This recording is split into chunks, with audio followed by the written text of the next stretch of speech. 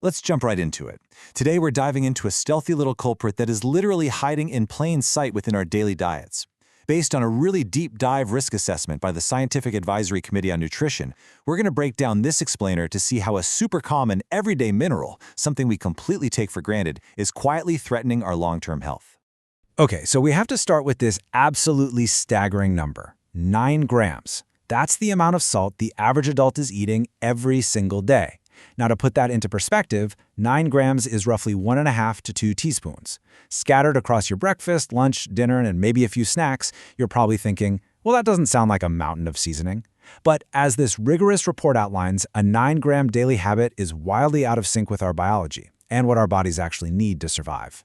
It brings us to what I like to call the great salt paradox. Believe it or not, our bodies actually only need a tiny 1.6 grams of salt a day to maintain perfect physiological function, keep our bodily fluids balanced, and ensure our nervous system is firing exactly right. Public health guidelines push for an achievable target of 6 grams. But remember that 9 grams? Yeah, we are operating way over the baseline. We are quite literally redlining our systems far past their designed biological limits. So, what does this actually mean for you? Well, this daily dietary overload creates a continuous silent threat, hypertension, or as you probably know it, high blood pressure. When you constantly overload your body with sodium, your kidneys are essentially forced to work overtime. When they can't flush it out fast enough, your body holds onto water to dilute the salt, which drastically increases your overall blood volume. Imagine turning up a hose to full blast. That extra fluid forces your heart to work dangerously hard, pumping against increased resistance. It's a major risk factor for cardiovascular disease, stroke, and premature death. But wait, it actually gets worse, because the damage isn't just limited to the plumbing of our blood vessels, it hits the pump itself. Excess salt can independently cause something called left ventricular hypertrophy. In plain terms, it's a dangerous structural thickening of your heart's main pumping chamber. Studies cited in the report found that high dietary salt is a major determinant of left ventricular mass. So actually, even if your blood pressure somehow appears totally normal, just the sheer presence of having to process all that excessive sodium can physically enlarge your heart muscle over time. Now, you might be thinking, hey, maybe this is just a modern human thing, right? Like maybe my blood pressure is just from the stress of sitting in traffic or dealing with endless emails.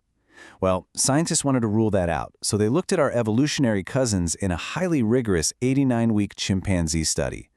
They took a colony of 26 chimps, kept them on their natural fruit and vegetable diet, which is naturally low in sodium and high in potassium, and then gave them escalating amounts of salt over almost 2 years to see what would happen in a strictly controlled environment.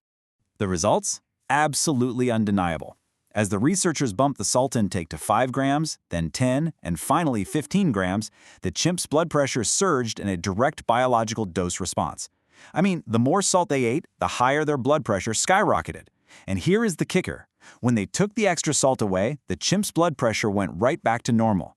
It vividly proves that our primate biology simply isn't built to handle these massive sodium loads without a serious cardiovascular consequence.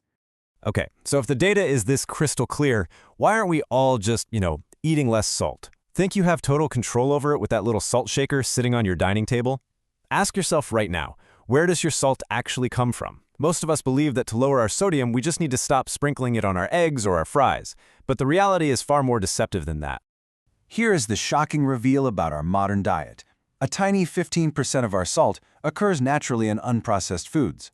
Another 15 to 20%, that's your salt shaker, the pinch you consciously add while cooking or at the table. But a massive 70% is a complete trap. It's preloaded into processed foods like cereals, bread, biscuits, and deli meats way before it even gets to your house. It's used for flavor, texture, and preservation. So you're consuming massive doses of sodium without ever even thinking of the food as salty. Because it's hidden so well, just telling yourself, I'm going to eat less salt, honestly rarely works long-term. But studies like the DASH trial, that stands for Dietary Approaches to Stop Hypertension, offer a really fantastic blueprint.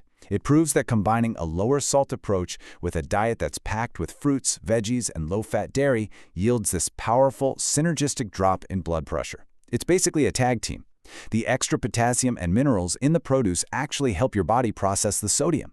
It's a whole diet effect that protects your heart far better than just throwing away your salt shaker. Now, we really need to talk about who is most vulnerable here, and that's our kids.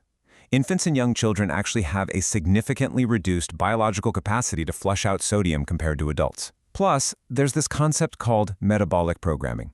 It suggests that heavy exposure to salt early in life might permanently program a child's physiology, essentially setting them up for higher blood pressure when they grow up.